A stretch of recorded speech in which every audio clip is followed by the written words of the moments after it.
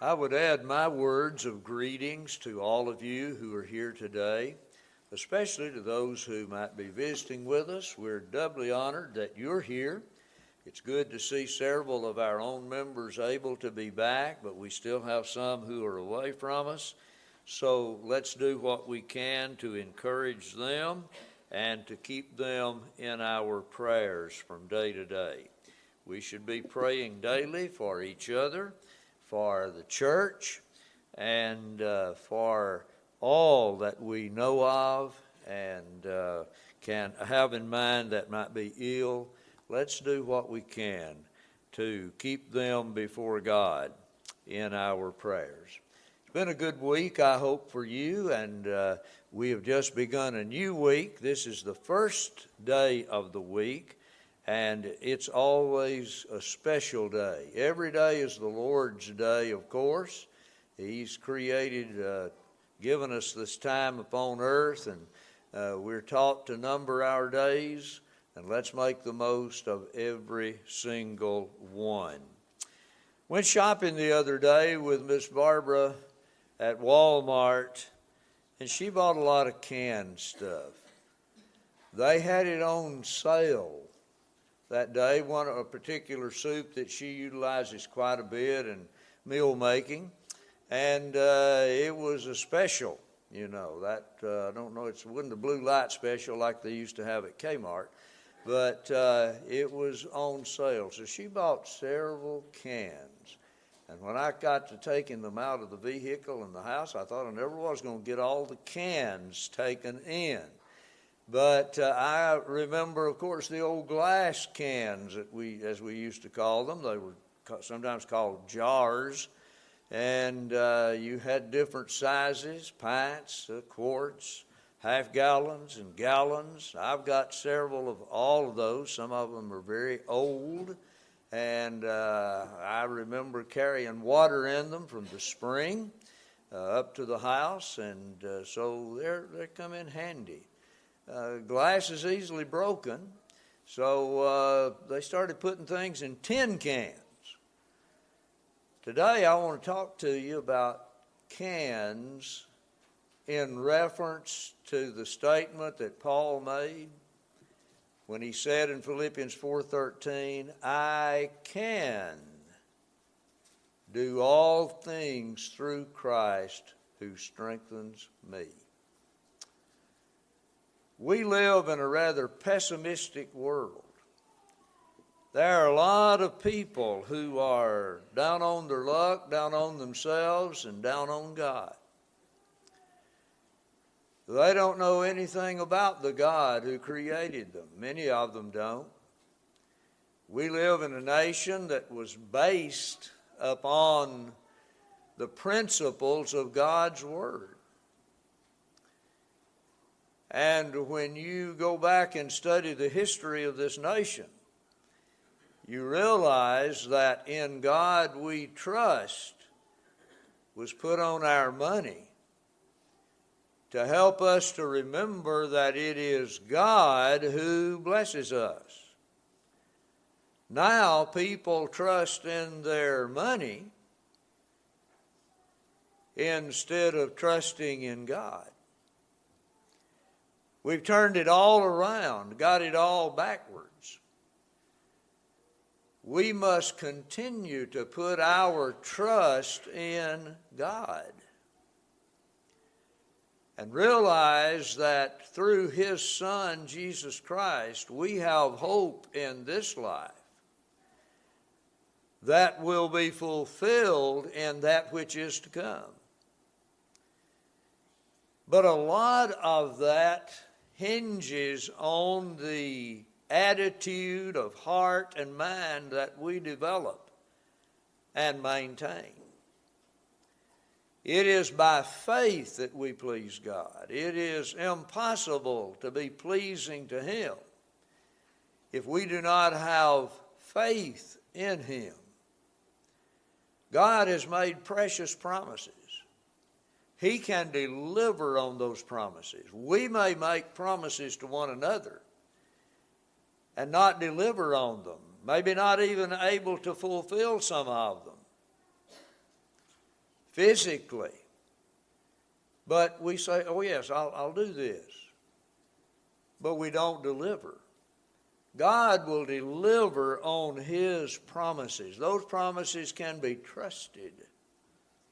And you can rest assured that God will fulfill the promises that He makes to His people. He has told us, I will never leave you nor forsake you.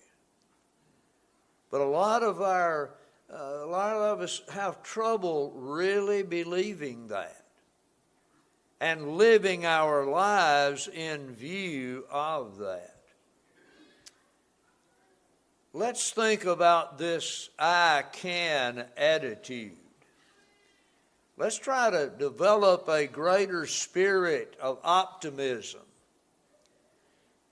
We think of the times that maybe in which we're living and we say, well, there's just not much to be happy about.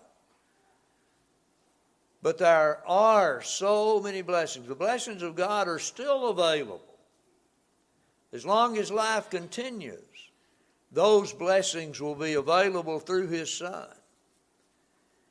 So our task as the Lord's people, as people who are Christians, children of God, is to project to the world an attitude of optimism and hope and love and all of those things that go with being a Christian, so that others might be constrained to follow Jesus the Christ.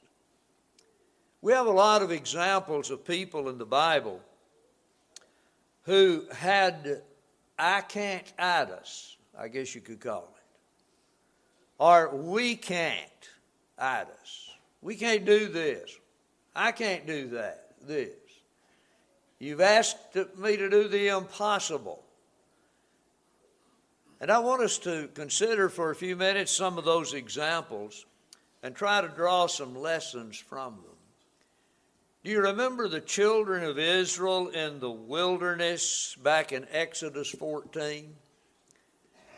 They had been in Egyptian bondage for centuries, and they spent a lot of time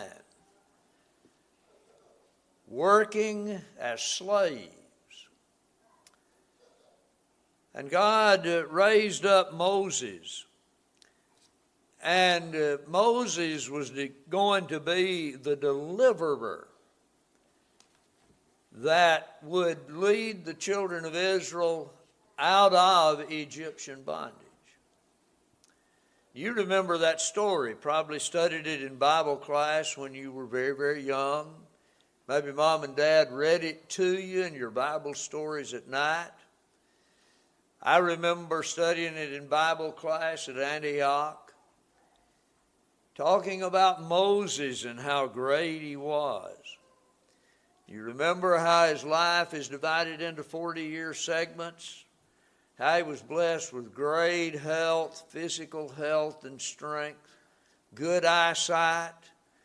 Some of us realize how invaluable or how valuable that is and what a blessing it is, because you get my age, you start having that cataract problem that Jimmy talked about this morning, and some others have had it, and you have to get them to remove so you can see a little more clearly. But Moses' eye was not dim. Man, he had good eyesight at an advanced age. And of course, when God originally approached him, he sort of had a I can't attitude.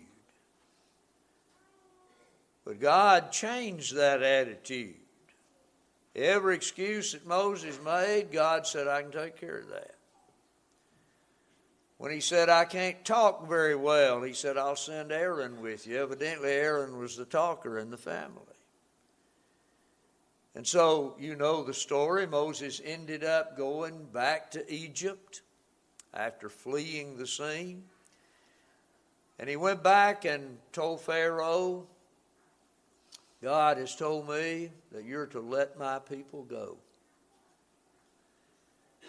Well, Pharaoh had to experience about 10 plagues before he finally relented and let the people go. Can you imagine a nation of people being told, we're going to give you a beautiful, wonderful land. You can have your own nation now. You won't be enslaved anymore to the Egyptians. So come and let's go. Well, the problems began to mount, didn't they? It wasn't very long until when they got to the Red Sea, they said, we can't do this. You brought us out here, Moses, and look back there. There's Pharaoh's army pursuing us. And look this way. There's the Red Sea. And we're trapped out here. We can't do this. We don't have any way to do it. The children of Israel cried out, this is in Exodus 14, and they said to Moses, because there are no graves in Egypt, have you taken us away to die in the wilderness? Wasn't enough graveyards in Egypt. Evidently, you brought us out here in the wilderness to die and be buried. A lot of space out here. But they went on to say, why have you so dealt with us to bring us up out of Egypt? Is this not the word that we told you in Egypt, saying, let us alone. Leave us alone, that we may serve the Egyptians. For it would have been better for us to serve the Egyptians than that we should die in the wilderness. Moses, we can't do this. You can't do it. You can't deliver on what you promised. Do you see how the I can't attitude defeats you? These people were just not big enough to believe in God and what he could do. They thought that Moses was now their enemy, not their deliverer. But look at that negative attitude. Why do you have us out here? Why did you bring us out here? Certainly just brought us out here for us to die.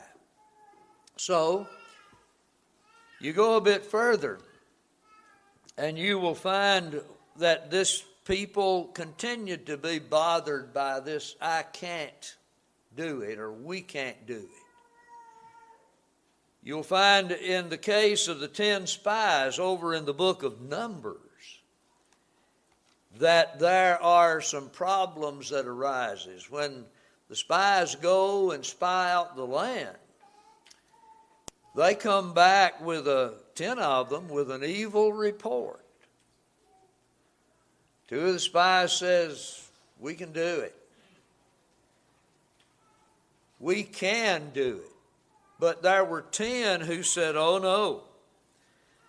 Caleb quieted the people when the spies returned before Moses and said, let us go up at once and take possession, for we are all well able to overcome it. Now that's Caleb. And we learned that his cohort with the same attitude was Joshua. Joshua and Caleb said, we can do this. But Caleb is a great study in and of himself, and I would challenge you and urge you to study his life. He would eventually be given a mountain to take, and he took it even when he was an old man. He was a man who lived by the I can principle. But these 10 others said, who had gone up with him, we are not able to go up against the people, for they are stronger than we. They're saying, we can't. We cannot do it. And they gave the children of Israel a bad report of the land which they had spied out, saying, the land through which we have gone as spies is a land that devours its inhabitants. The earth just opens up and swallows you. That seems to be the idea. And of course they had seen giants in the land. All the people whom we saw were men of great stature. And we saw giants, the descendants of Anak, who came from the giants. And we were like grasshoppers in our own sight. I've preached the sermon, and I'm sure many of you or guys who preach have done the same thing. The grasshopper complex. That's what these people had. These men said, we're like grasshoppers in their sight. They're so big and we're so small. Somebody said that the man looked at Goliath and said, he is so big, I could never take him down. David said, he's so big, how can I miss him? I can hit him with a rock. And he did. That's the difference in I can and I can't. Well, you remember that the people did go into the land. And they did take the land. But the spies made the people uncomfortable. They destroyed their confidence. They robbed them of the faith that they needed to have. God had already delivered them out of Egypt. And some then said, can't be done. But they did it. God did it. And he could give them, he had promised them this land, and so he would give them that land. There's another story about old Elijah, who got to a point in time where he said, I just can't go on any longer. You can read that story in 1 Kings 19. You find that he got to the point that he said, can't do it anymore. I'm the only one left.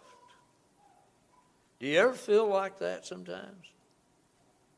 There's nobody else that wants to serve the Lord faithfully. There's just nobody that's interested anymore. I've been told on occasions, well, you just can't interest young people in the gospel and the church and all of that. And we still remember how many young people we had here on the opening night of our gospel meeting. I've told people about that, maybe bragged about it a little. Not in a bad way. I was just so thankful to see so many young people here during that meeting. It's amazing at what can be done if nobody cares who gets the credit other than the Lord. He's the one to whom we are to give the honor and glory and praise.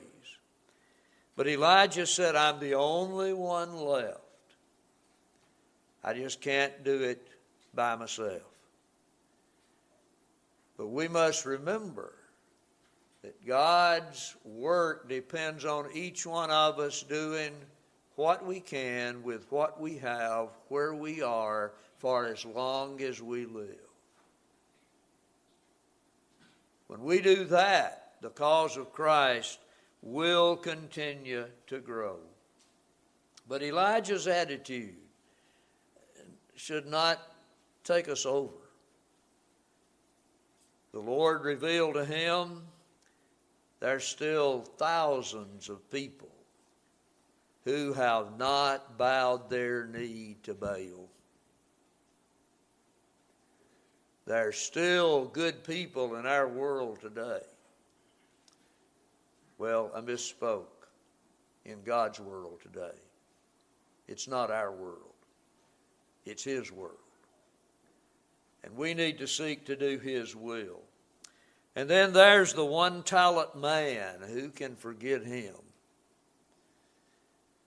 He wasn't given 5 talents, wasn't given 2 talents. He was given 1. But he had the same kind of responsibility that those with more talents had. He was to utilize that talent and to double it just as they did. The 1-talent man was defeated and was not pleasing to the Lord because he in effect said, I can't. I can't do it. The other 2 said, I can. And they were faithful in the Lord's service. But he in effect said, I can't. I'm just too scared, too afraid. I'm just don't believe I need to launch out. I might fail. Thinking and almost planning to fail is the greatest failure of all. What would a farmer do if he never planted any seed? What if it is always too hot or too cold, too wet or too dry to get the soil prepared and plant the seed? You see, we just can't really get done what needs to be done if we have an I can't attitude. We must think positively. I don't know if you've ever heard about the old fella or the chemist. I don't know if he was old or young. He decided that he was going to develop a soft drink. And so he combined some elements and so on, and he called it a 1-Up. Didn't go over too well. So he fooled around with his experiment a little bit more and decided, I believe I've got it now. He called it a 3-Up. Still didn't do a very good job. It just didn't, when he put it on the market, it didn't sell very well. So he added some more things and did some more experimentation and everything, and he called this drink a 6-Up. It didn't do very good, so he quit. Somebody else came along years later and invented the 7-Up. Some of you don't even know what a 7-Up is. I'd ask for a show of hands, but we'd be telling our age. He quit too quickly. Finally, somebody developed the 7-Up. I can't versus I can. What do people sometimes say? Here are some areas that I think are vitally important. I have heard parents indicate, I just can't train my children. Well, God said that that's what we're supposed to do. If you read the book of Ephesians, you will learn, and as we'll see later in our studies of Ephesians on Wednesday night, chapter 6, verse 4, fathers, provoke not your children to wrath. Listen to this. But bring them up in the nurture and the admonition of the Lord. That places a great responsibility on fathers in our homes. And I'm not alone in this. There are lots of people who have pointed out that our society and culture has done their best to extinguish fatherhood. A professional football player was in the news several years ago. He had fathered 20-some-odd children, but none of them knew him. That's really sad, isn't it? If you want to know why many young people go astray, it's because of an absence of a father. People can talk all they want to about all the transgenderisms and all of that.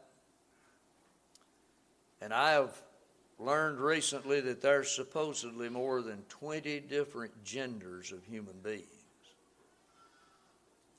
Last time I checked, there were 2. Male and female. I grew up on a farm, and it didn't take me long to learn that even in the animal kingdom, you have a male and a female. That's the way God did it. And the divine designer didn't make any mistakes. We need fathers and mothers in the home.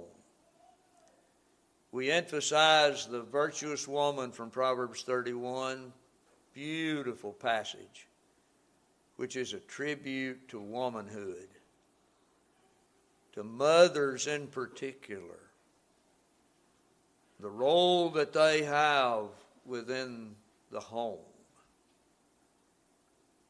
I studied home and family in a college course many years ago at Tennessee Tech. And the family as we knew it then, father, mother, children, that was the home. We know that that family arrangement is greatly endangered in our present time. We need fathers who will say, I can.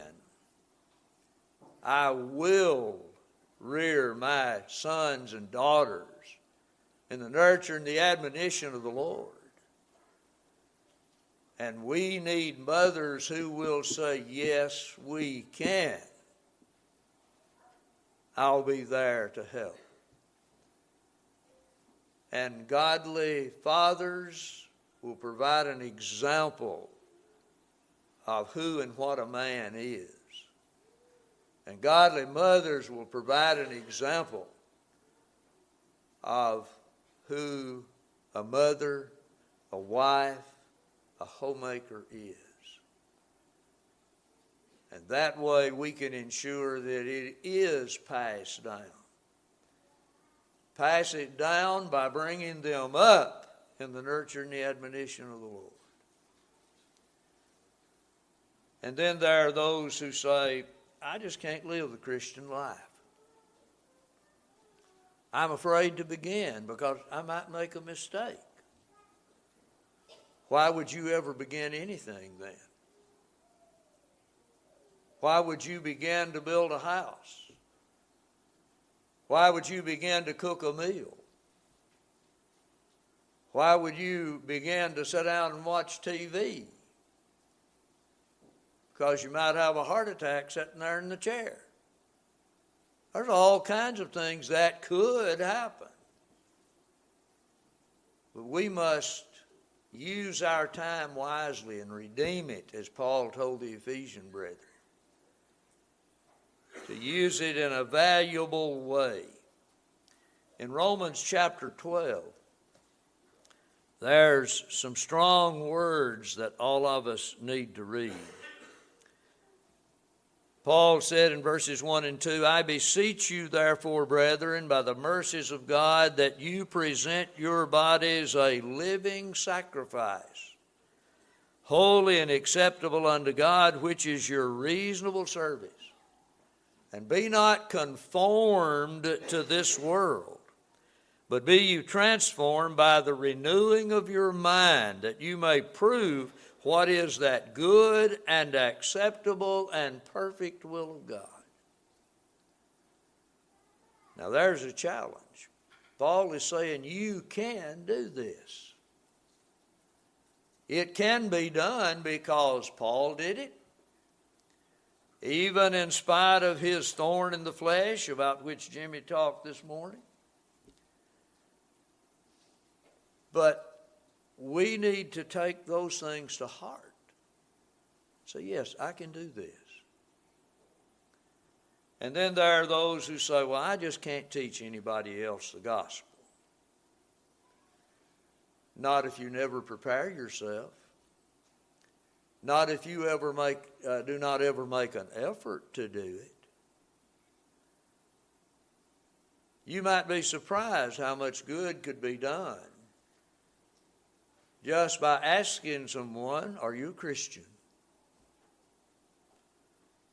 And somebody might say, it's none of your business. I heard the story of a man who went to a, quote, revival one night, and somebody came to him and said, are you a Christian? And he said, no, my name's Jones. And there's always people that'll come back with all kinds of things, but don't let that discourage you. Approach people, talk to them, invite them to the services of the church. And as we were told this morning, if people would like a Bible study, then sit down and study the Bible with them. You might say, well, I can't teach that. Well, then talk to any of us that have done those things before. We'll be glad to go with you. I've gone with several people over the years. They made the connection and set up the Bible study, and I assisted with it.